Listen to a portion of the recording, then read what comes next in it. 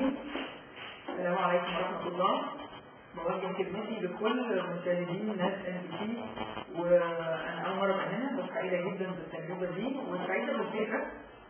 هي فكرة أنا شخصيا أول مرة أشارك فيها. شاركت قبل كده فويس بس، حاجات لقاءات لايف بس فويس بس، ووجودها مع الصورة مع التفاعل مع الرسائل اللي بتيجي والتعليقات والحاجات دي، ده شيء جميل جدا وتجربة رائعة. وبالعكس بتدينا بقى أفكار احنا عاملينها يعني في منتديات ثانية، على الأقل تبقى أشياء مفيدة. يعني أنا عجبني قوي إن هم شباب ربنا يديهم الصحة القائمين على الكلام ده، بيجيبوا ناس بيفترضوا فيهم، أتمنى يكون منهم إنهم هيبقوا مفيدين للناس.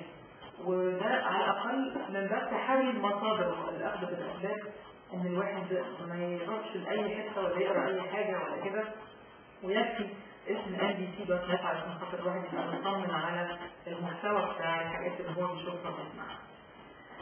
أنا هقرأ الرسالة كلها، يمكن ما بقولش عليها كلها، بس هقراها كلها. يعني اللي هيطلب حاجة أقدر معلومة أقدر طبعا هديها له. اللي هيطلب أو اللي هيبقى يعني يستوجب حاجة أكتر هقول له هي إيه، هقول له أقرب مكان ممكن يعملها فيه إيه. ممكن كمان هحاول أوجه للتخصص، لأن أحيانا بيبقى في عندنا مشكلة في اختيار تخصص الطبيب، لأنه للأسف في شوية تداخل في التخصصات في الوطن العربي، وفي بلاد فيها تخصصات مش موجودة في بلاد ثانية وهكذا. فممكن نبتدي بقى دلوقتي.